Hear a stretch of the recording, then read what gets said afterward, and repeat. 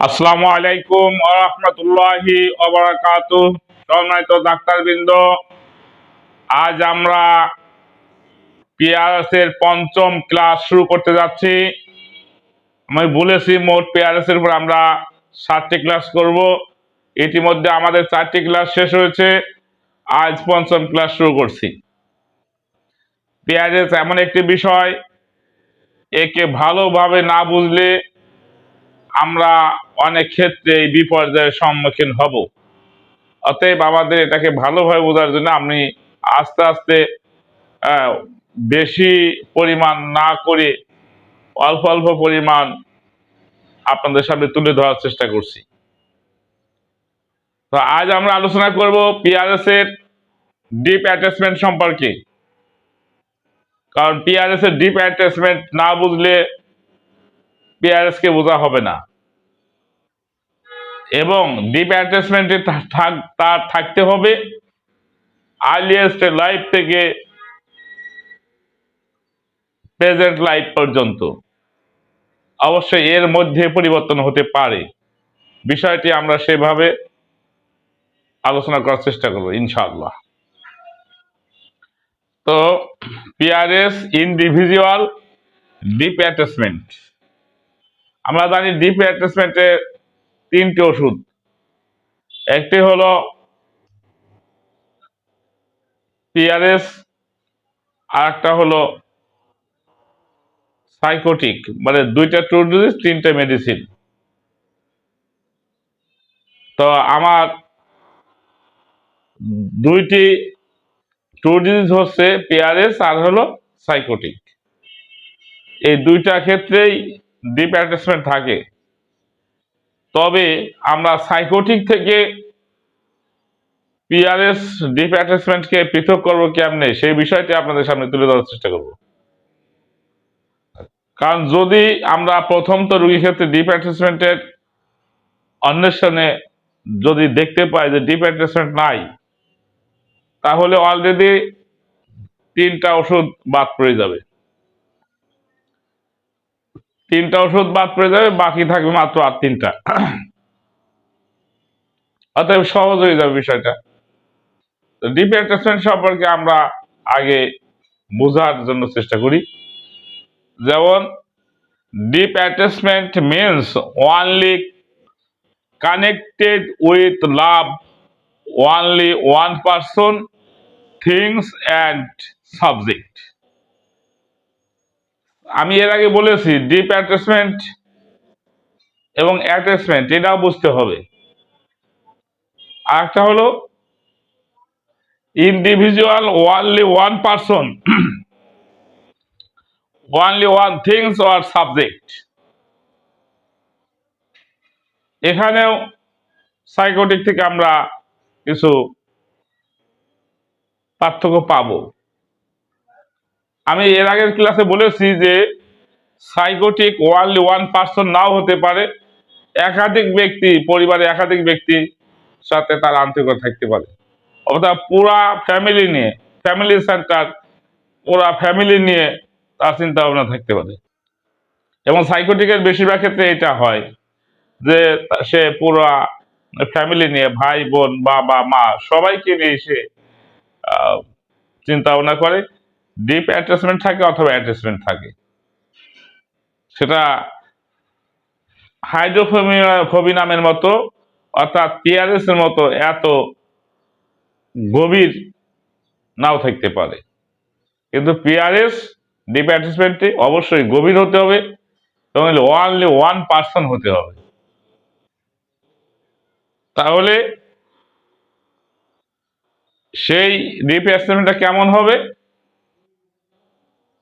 যে পরিবারের যে কোনো এক ব্যক্তি, মা অথবা বাবা অথবা ভাই অথবা বোন অথবা দাদা দাদি, যে কোনো একজনের সাথে তার এত জেনেটিক্যালি ডিপ অ্যাটাচমেন্ট থাকবে, লাভ ছাড়া লাভ, অর্থাৎ তার কোনো বেনিফিট ছাড়াই সে তাকে ভালোবাসবে। সে যদি তাকে প্রশ্রয় নাও দেয়, সে তাকে যদি ভালোবাসা নাও দেয়, সে যদি তাকে মারে, সে তাকে যদি বিভিন্নভাবে কষ্ট দেয়, তাও তার সাথে তার অ্যাটাচমেন্ট থেকেই যাবে, এটা কোনো রকম রদ হবে না। কারণ এটা জেনেটিক্যালি আকর্ষণ, এটা কোনো কৃত্রিম আকর্ষণ না। সিফিলিসের মতো কৃত্রিম আকর্ষণ না, এটা হলো জেনেটিক্যালি আকর্ষণ। যেমন মায়ের সাথে যদি তার আর্লিয়েস্ট লাইফ বা আর্লি লাইফে ডিপ অ্যাটাচমেন্ট থাকে, তাহলে বাচ্চা যখন কান্নাকাটি করবে, মা কোলে না নেওয়া পর্যন্ত সে কান্না থামাবে না। মার কাছে না শুলে না ঘুমলে তার ঘুম ভালো হবে না। এমনকি অনেক সময় আমাদের সিপিটির সাথে পার্থক্য করতে পারে এরকম, যে একটা শিশু আছে হয়তো 3 বছর বয়স, তার মায়ের আর একটা শিশু জন্ম নিয়েছে, তখন এই শিশুটি বলবে তার মায়ের কাছে ঘুমানোর জন্য, মা ওই শিশুটা আরেকজনের দিয়ে দাও, ওই ওই ওই আমার ভাইটাকে দাদির কাছে দিয়ে দাও, আমি তোমার কাছে ঘুমাবো।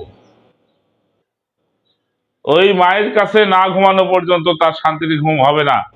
এজন্য ডাক্তার শ্যামল কুমার দাস বলেছেন, ডিপ অ্যাটাচমেন্ট বলতে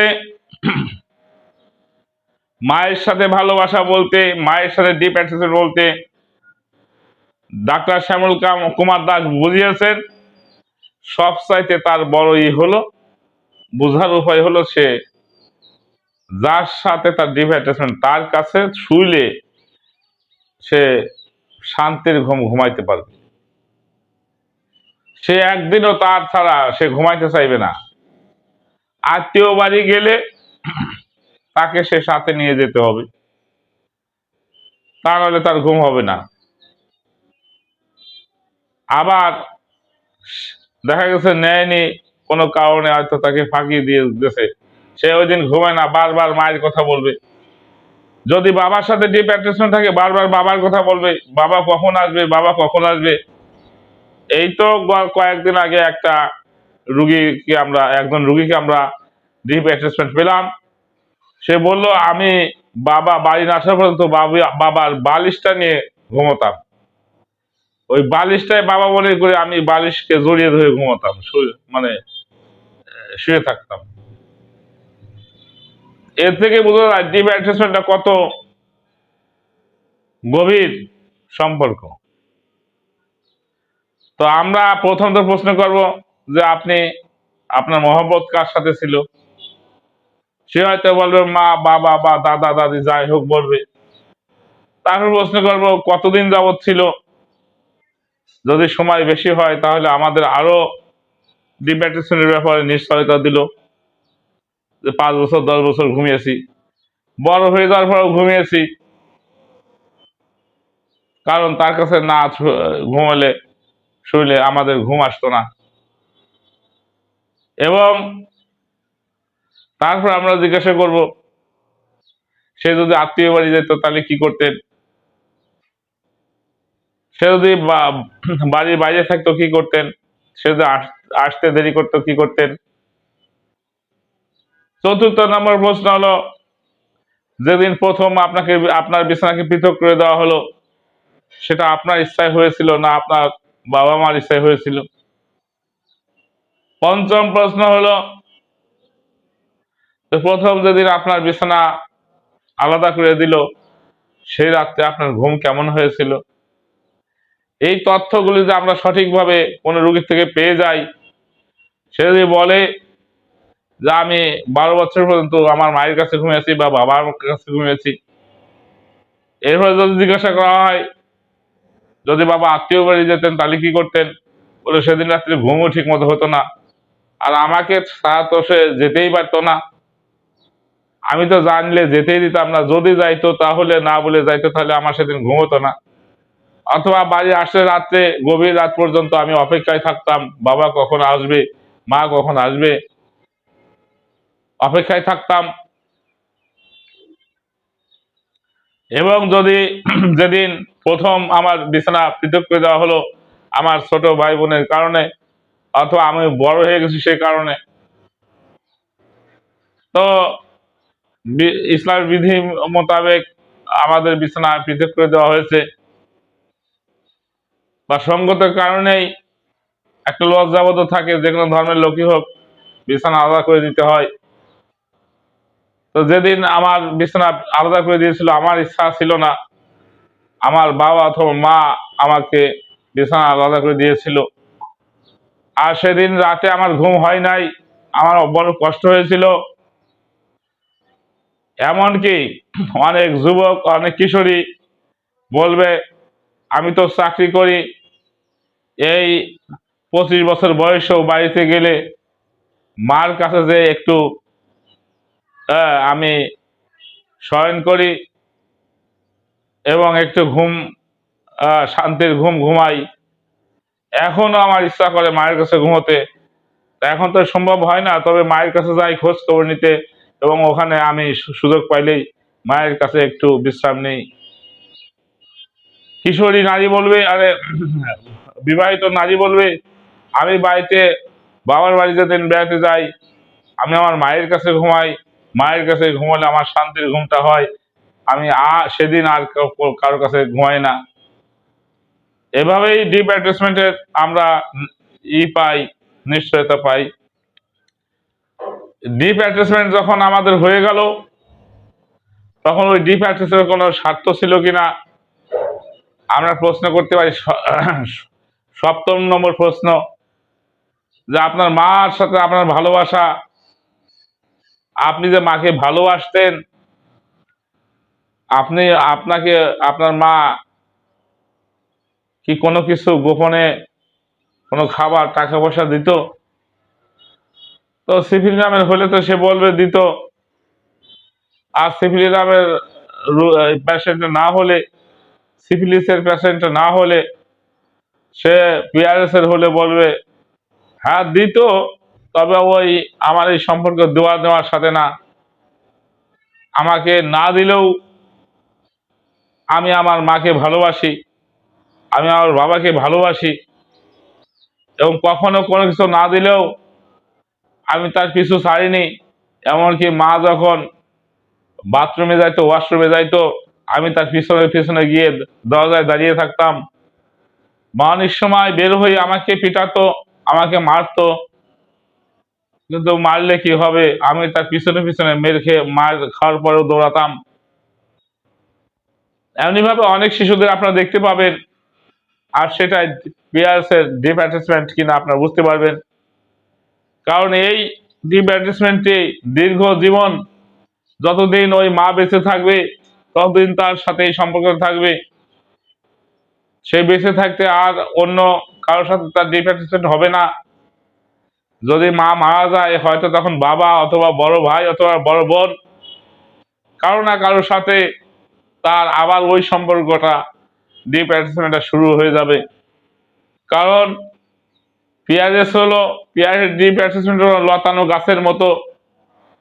লতানো গাছ যেমন একাকি দাঁড়িয়ে থাকতে পারে না, অনেক বড় হতে পারে না, তদ্রূপ পিয়ারেসের ডিপ অ্যাটাচমেন্টের পেশেন্ট সে কি করে, লতানো গাছের মতো সে তার ডিপ অ্যাটাচমেন্ট যার সাথে তাকে জড়িয়ে থাকে, সে যখন যেদিকে যায়, যেদিকে হেলে যায় বাতাসে, সেদিকে এসে ঝুঁকে যায় ওই গাছের সাথে সাথে।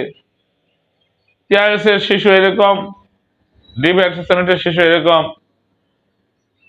এবং ওই গাছটি যদি কেটে ফেলা হয়, তাহলে লতানো গাছটা দাঁড়িয়ে থাকতে পারে না, তখন অন্য একটি গাছের প্রয়োজন হয়, এবং অন্য একটি গাছ সে খোঁজে, এবং তার সেটা পাইলে সে আবার তাকে জড়িয়ে ধরে আস্তে আস্তে সে আবার আগাইতে থাকে, উপরের দিকে যাইতে থাকে। ঠিকই পিআরএস ডিপ অ্যাটাচমেন্ট এরকম লতানো গাছের মতো। সে সারা জীবন কখনোই ডিপ অ্যাটাচমেন্ট থাকতে পারে না, কারো না কারোর সাথে, হয়তো কোনো মানুষ অথবা কোনো যন্ত্র, তার সাথে তার ডিপ অ্যাটাচমেন্ট থাকবে। যন্ত্র বলতে হতে পারে মোবাইল, হতে পারে আপনার টিভি, হতে পারে কোনো প্রোগ্রাম, টিভির কোনো প্রোগ্রাম, যেগুলো এতই গভীরভাবে সে নিমগ্ন হয়ে যায়, তার প্রতি, মোবাইলের প্রতি তার থেকে বিচ্ছিন্ন করা সম্ভব হয় না। একমাত্র তার থেকে বিচ্ছিন্ন করতে পারে বা তার মনুষ্যত্ব বোধে নিয়ে আসতে পারে এই হাইড্রোফোবিনাম, যার সম্পর্কে আপনাদের ভালোভাবে বুঝতে হবে, জানতে হবে। তাহলে একটা হলো ডিপ অ্যাটাচমেন্ট আর একটা হলো অ্যাটাচমেন্ট, আর একটা হলো কি সিফিলিসের স্বার্থবাদিতার মহাব্বত। তিন প্রকার অ্যাটাচমেন্ট আমরা এখানে পাবো। তাছাড়াও অনেক সময় অন্য অন্য, যেমন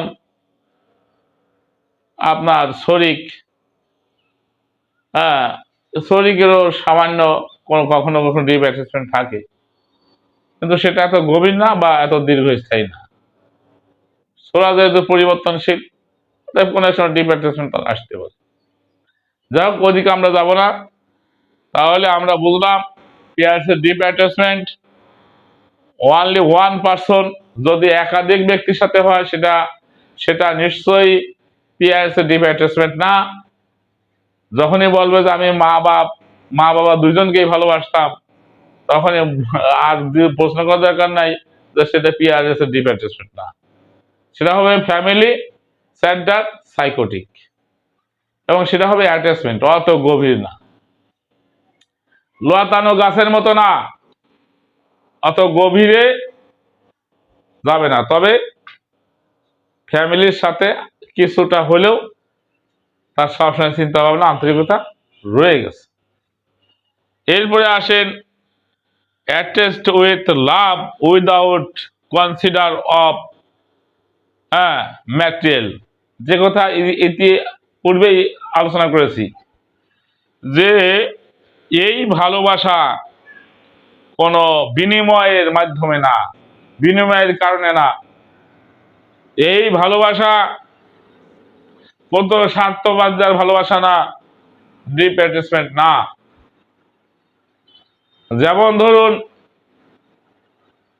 ব্যক্তিগতভাবে মা কোনো সন্তানকে অনেক সময় ভালোবাসে, হয়তো কোনো দিক দিয়ে ওই ছেলেটা ভালো, লেখাপড়ায় ভালো, বা দেখতে যে কোনো কারণে, মানে মায়ের মনটা তার মারও তো একটা অ্যাটাচমেন্ট থাকে ওই সন্তানের সাথে, মার হয়তো ডিপ অ্যাটাচমেন্ট হয়ে গেছে, তো মা ওই সন্তানকে প্রশ্রয় দেয়।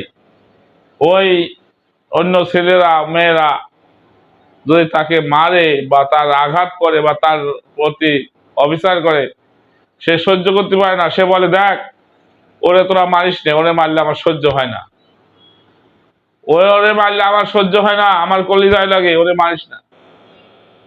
এই যে মা প্রশ্রয় দিল, অথবা বাবা প্রশ্রয় দিল, দাদা প্রশ্রয় দিল, দাদি প্রশ্রয় দিল, এই প্রশ্রয় দেওয়ার কারণে অনেক সময় ডিপ অ্যাটাচমেন্ট হয়, আন্তরিকতা হয়। আর সেটা পিয়ারএস এর ডিপ অ্যাটাচমেন্ট হয় না, কারণ ওর ভিতরে ওই যে মা প্রশ্রয় দেয়, বাবা প্রশ্রয় দেয়, দাদা প্রশ্রয় দেয়, এই কারণে তার আন্তরিকতা, তার ভালোবাসা, ওটাও আমাদের প্রশ্নের মাধ্যমে, গল্পের মাধ্যমে উদ্ঘাটন করা লাগবে। তাছাড়া আমাদের সঠিক ওষুধ নির্বাচন করা সম্ভব হবে না। এবং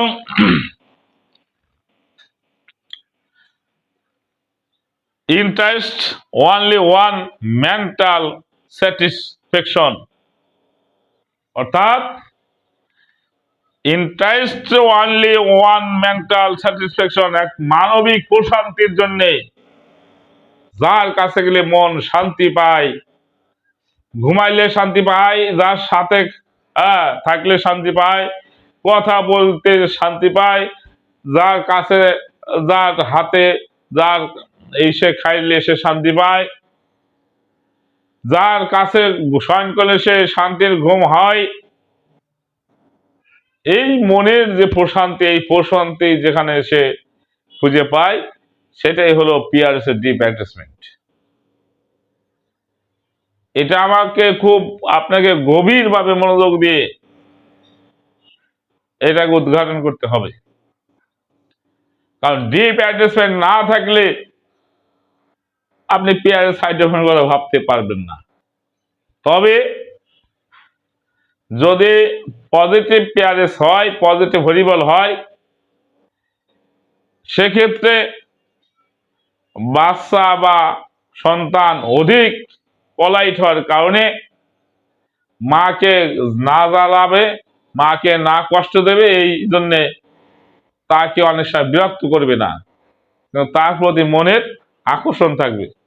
বলবে না আমাকে কোলে নাও, বলবে না পিছে পিছে যায় পায়খানার মানে ওয়াশরুমের দরজায় দাঁড়িয়ে থাকবে না।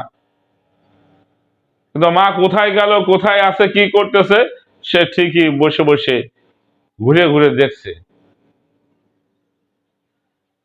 এবং মা ছাড়া সে দূরে কোথাও যাবে না, সে একাকি যাবে না। ডিপ অ্যাটাচমেন্টের শিশুরা বাইরে থেকে লেখাপড়া যেদিন করার জন্য বাইরে পাঠিয়ে দেওয়া হয়, বাইরে যেতে বাধ্য হয়, হেফজোখানা মাদ্রাসায় পড়ে, অল্প বয়সে নিয়ে যায়। আমি দেখেছি পিয়ারেস এরকম ডিপ অ্যাটাচমেন্টের বাচ্চাকে যখন যেদিন মাদ্রাসায় নিয়ে যাচ্ছিল বাবা, বারবার পথের দিকে, বারবার তার বাড়ির দিকে, তার ঘরের দিকে তাকিয়ে চোখের পানি ছাড়ছিল, মা মা করে কান্না করছিল।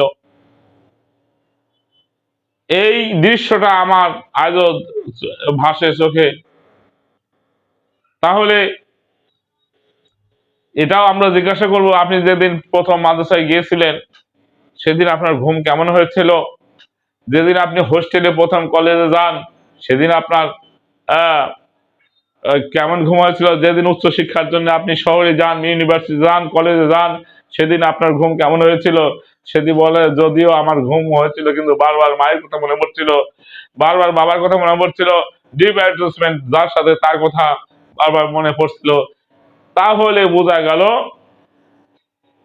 হ্যাঁ, ডিপ অ্যাটাচমেন্ট ছিল, দীর্ঘদিন ঘুমানোর সুযোগ না পাওয়ার কারণে হয়তো তার কাছে ঘুমাই নাই, কিন্তু ডিপ অ্যাটাচমেন্ট ছিল।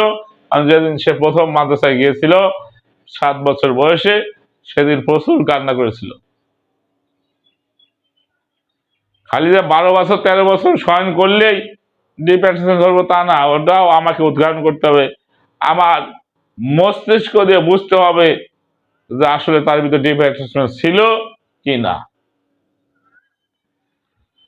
তাহলে সাইকোটিকের ডিপ অ্যাটাচমেন্ট বা অ্যাটাচমেন্ট আর পিয়ারেস এর ডিপ অ্যাটাচমেন্ট, কখনো অ্যাটাচমেন্ট হবে না, পিয়ারেস ডিপ অ্যাটাচমেন্টই হবে। Deep attachment only one person, আর লাভ ছাড়া লাভ, লাভ ছাড়া লাভ, আর আজীবন কারো না কারোর সাথে। তিনটা শর্ত গভীরভাবে থাকতে হবে, তিনটা শর্ত পিয়াসের গভীরভাবে থাকতে হবে। একটা হলো, একটা কি, যে তার একজনের সাথে ডিপ অ্যাটাচমেন্ট। দুই, কোনো শর্ত ছাড়া, কোনো বিনিময় ছাড়া জেনেটিক্যালি আকর্ষণ। তিন, লতানো গাছের মতো আজীবন। তাহলে একটা হলো একজনের সাথে, আর একটা হলো বিনিময় ছাড়া, আর একটা হলো আজীবন। এই ডিপ অ্যাটাচমেন্ট, এই তিনটা সূত্র ধরে রাখলেই আপনার ভুল হওয়ার সম্ভাবনা থাকবে না। সাইকোটিকের সাথে, সাইকোসিসের সাথে ইয়ে ভুল হওয়ার সম্ভাবনা থাকবে না, এবং পিআরএস নির্বাচন করতে, সিলেক্ট করতে আপনার কোনো বেগ পেতে হবে না। তাহলে প্রশ্ন করা শিখতে হবে। আমরা ডাক্তারদের আমরা ক্লাসে প্রতিনিয়ত শিখাচ্ছি, তার ভিতরেও ভুল হচ্ছে, এগুলো খেয়াল রাখবেন। প্রশ্ন শুরু করে ওইটা আগে শেষ করে দিতে হবে, ওই গ্রুপ, পরে আবার অন্য দিক যেতে হবে। জিজ্ঞাসা করলাম মোহাম্মদ ছিল কার সাথে? বললো বাবার সাথে। আপনি কতদিন ছিল, কি কারণে ছিল, কেন ভালোবাসতো, এর খোঁজ না নিয়ে আপনি চলে গেলেন যে যে আপনি পজিটিভ ছিলেন না নেগেটিভ ছিলেন। তো যাই হোক, আমরা পিআরএস এর পজিটিভ, হরিবল পজিটিভ, হরিবল নেগেটিভ এর আগে বর্ণনা করেছি। আজকে ডিপ অ্যাটাচমেন্টের আমরা ব্যাপক ব্যাপক ব্যাখ্যা করলাম, এবং সামনে আমাদের প্রেজেন্ট লাইফ সহ অন্যান্য বিষয়াদি আর 2টা ক্লাসের মাধ্যমে আপনাদের সামনে তুলে ধরবো ইনশাল্লাহ। ধন্যবাদ সবাইকে। সবাই ভালো থাকবেন, মহান আল্লাহ সবাইকে ভালো রাখেন, এই আশাবাদ ব্যক্ত করে শেষ করছি। আসসালামু আলাইকুম রহমতুল্লাহ।